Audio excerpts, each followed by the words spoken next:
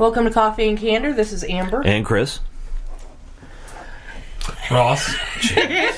And Brandy. One fucking job. He's playing a game. All right, tell us, Amber. I'm trying to look the thing up. It was about a youth minister that got over 1,000 years for sexually abusing kids. So while she's looking up the story, let's talk about that for a second. Bless you. If you get 1,000 years, even with good behavior, you're still looking at 500 years, roughly, give or take. Would it not be acceptable to just put a bullet in that guy's head and call it done? I prefer it. I mean, hear me out.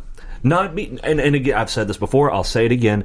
I'm a fan of jurisprudence. I think that if we don't follow the law, then civilization is just in a shit spiral. Animals. Right, yeah. But, you know, I mean, what the fuck is him sitting in a jail cell till he dies going to do other than burn my tax money? You know, he's obviously never going to get out. Here we go. An Alabama youth evangelist was sentenced Friday to more than 1,000 years in prison after pleading guilty to multiple child sex charges. Wow. A judge handed down the maximum sentence on every count to Paul Edward Acton Bowen. Bowen had pleaded guilty to 28 counts involving 6 boys between the ages of 13 and 16. He still faces charges in the Birmingham area. I didn't know that before.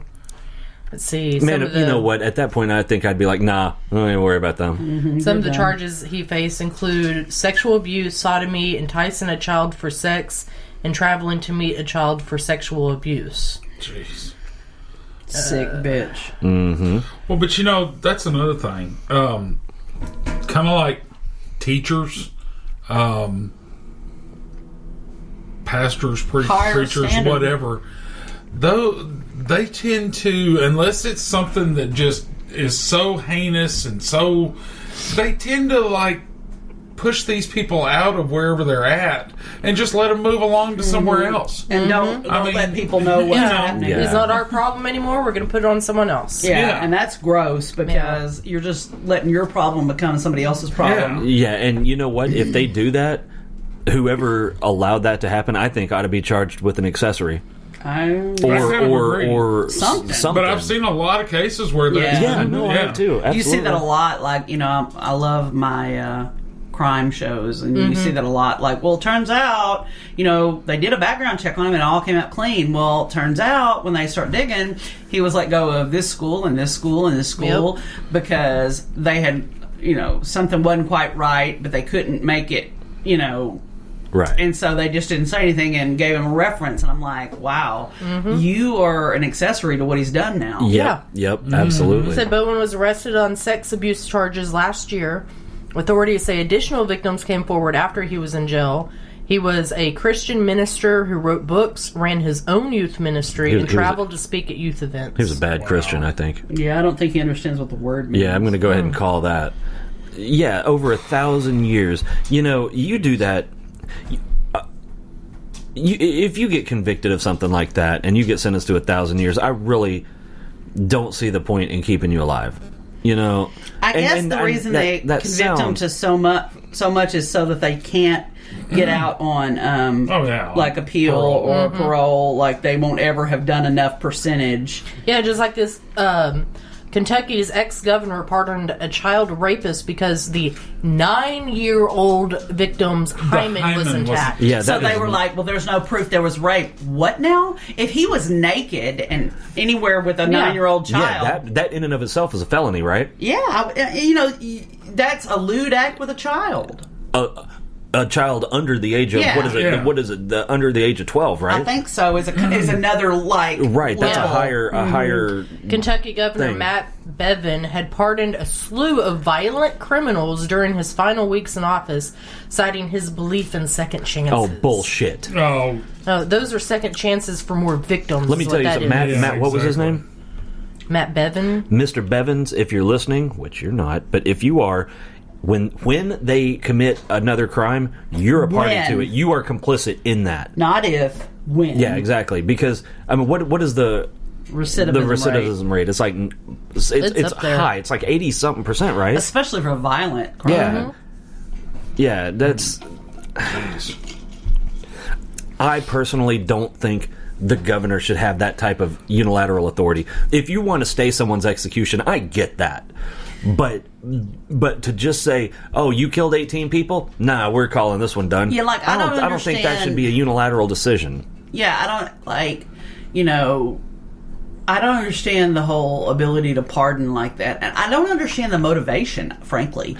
Like, well, if it's any other, if you have a weed conviction, right, whatever. But if it's a violent crime like that, no, pardons should not be available. I just don't understand. I don't understand what is in their interest that would make him want to. Because Amber said it was a slew of violent criminals. So what? What's your motivation, dude? To me, the only thing you could be trying to do is say "fuck you" to everybody else. Yeah. Because what else would be the motivation there? I don't know, and it doesn't make sense to me. I mean, if you're going to do this, certainly saying "fuck you" to those victims. Oh, definitely. But if you're, what I bet it was. Oh, y'all didn't reelect me, so fuck all of you. I'm letting these criminals. All these people out. Yeah, I'm letting these criminals back into your community. Well, shows they were right. Yeah, but to be able to pardon someone unilaterally like that, I don't think the governor should have that power. I think that should require, at a minimum, a subcommittee meeting of the state senate. Something, I mean, hell, the parole board can't do that. No, absolutely not. And the parole board is a board with multiple members. Whereas you'd have to have multiple people signing off, so at least there's that level of... Yeah, and he's doing it with executive order. Right, so I don't understand. I mean, then the parole board, that's their whole functionality. And he let all these motherfucking violent criminals go. How many people are sitting in the Kentucky penitentiary system for non-violent offenses, I wonder? That are still sitting there. Some shoplifting or a marijuana conviction. I just don't get it. I don't understand. He issued 428 pardons, a group that includes multiple convicted murderers and sex offenders. And a radio host asked him how he could stomach pardoning a child rapist. His response, which one? What now? He said which one? If I was the radio host right then, live on the air, I'd have been like, get the fuck out. Get out of my studio right the fuck now. You're gross. The radio host was referring to 41-year-old Micah... How do you say that last name? Wow. Scrotum? Who was sentenced to 23 years in prison in 2018 after being convicted of rape, incest, sodomy, and other sexual offenses. On December 9th, the day before he left office, Bevan commuted his sentence, allowing him to walk free after only 19 months behind bars. The pardon also meant that he wouldn't have to register as a sex offender. Yes, I remember seeing that. And here's another thing that I think would be a really good idea. If you're the governor and you lose the election, you automatically lose your ability to pardon. I just can't even, which one?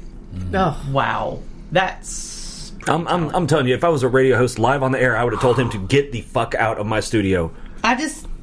literally, what could his motivation be other than a fuck you to those people? No, that's exactly what it was. I mean, because it seems to me it would be political suicide otherwise. I mean, what the fuck? I mean, like you said, if it was pot convictions or jaywalking or, I don't think you go to prison for jaywalking. But you know what I mean? Yeah, non-violent offenses. The rape of a 9-year-old, murder. That doesn't make sense to me. The victim, who was related to him, accused him of raping her over a period of 2 years, often when her sister was in the room. Bevan said that Shodel was also accused of sexually assaulting the victim's sister, who has denied that any wrongdoing took place, and he said both their hymens were intact.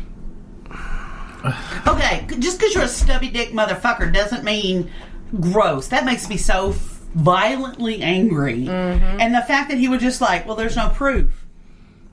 What? There had to be something. There had to be proof beyond a reasonable doubt, or he wouldn't have got fucking convicted. Right. He didn't just get there. I mean, that's the burden of proof that you have to meet is beyond a reasonable doubt. As the paper pointed out, one peer-reviewed survey of pediatric child abuse rape cases found that only 2.1% of victims had visible damage to the hymen. Wow. Yeah, because, rape isn't always P and V or whatever. Right. It can be object rape, it can be your fingers, it's it's inappropriate sexual contact with a child. No, it's sexual contact with a child. Yeah, all of there it's is no inappropriate. appropriate Yeah. sexual. Yeah. God. How many? 2.1. 2.1. Oh my God. Man. That Yeah, shit. did he oh my even God. Google? Like, before he decided that meant that guy was... No, he doesn't. Wow. You know, like I've said before, I'm a firm believer in laws Well, of course. most of the time.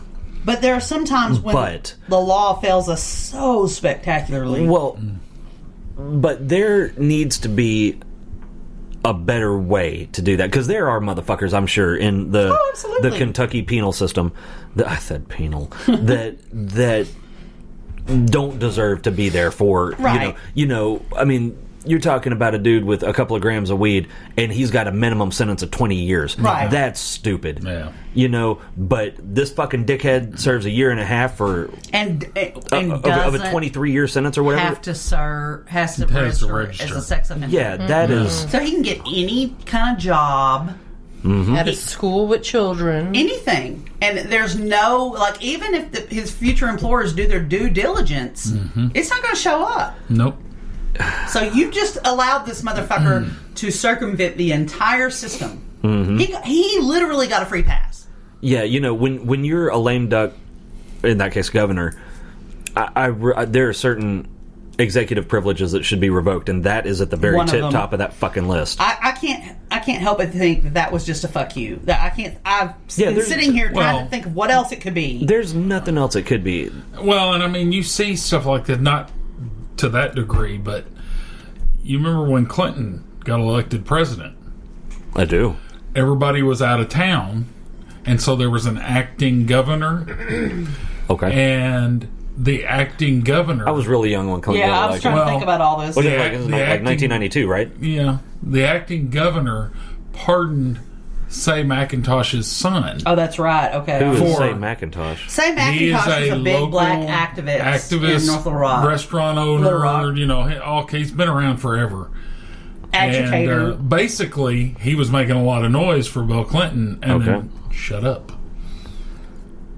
And like I said, when everybody was out of town for Bill Clinton's inauguration, the acting governor pardoned his son, who had like 40 years, and I mean, it wasn't a marijuana conviction. See, it was like a drug dealing conviction. The acting governor shouldn't have pardon That kind of authority at power. all. It happened. See, and that's something that really, really bothers me is when backdoor deals Right, happen and like that's that. the very definition of a backdoor deal. Yeah, exactly. That, in my opinion, is the very definition of corruption. Oh, absolutely. You know, because if a motherfucker needs a pardon, deserves a pardon, hey, fine, I'm with it. He didn't. No. That fucking guy didn't. No. You know, I mean, I'm sure the other 500 motherfuckers, murderers and rapists and all this other that got pardoned, probably needed to spend the rest of their lives in a cage. Yeah. And now they're back into the community. Good job, dickhead. Yeah, I mean, that's... like you said, all the people that didn't do... I mean, there had to be people... If he really just wanted to say, this is how I want to end this, I want to pardon some people... There had to be people more deserving. You know what? Less I'm controversial. I'm absolutely with that. Hey, I want to go out on a good note. You know, here are some cases that I've looked at, and I've reviewed the evidence, and I've got 30 nonviolent offenders that I think got have, a raw deal. Yeah, and everything looked a little hinky, but they got convicted anyway, and we're going to pardon them. And that way I'm leaving with my conscience clear, and I did a good thing last couple days in office. That's not what the fuck happened. Yeah, that's completely different. What did he do? Say, bring me the 500 worst fucking cases you have, and we're going to sign off on shit. Yeah, I'm going to rubber stamp them all. Well, the fact that when he said, how do you stomach letting, a child rapist go, which one? Which one? Well, I lost I'm my telling shit. you, he would have been escorted out of my I'd studio. have punched him in Yeah. the nose. Yeah, I think I'd have had to I'd have punched him. I would have had him escorted out of my studio. I just can't even imagine, like... I mean, that's fucking reprehensible, to say the least. And that you could just sit there with a straight face and, which one? Yeah, no shit. Like, just, let's do whatever. because I'm a fucking idiot. I don't. You know what it is? I don't have to deal with them. I'm moving. Right. Like, well, and I have a real, secluded place. I have things that the average person doesn't what have. it is? I have armed security. Yeah, most people, they're not going to come get me. That's exactly what it is. That's They're exactly not going to be in my what it is. neighborhood. And a lot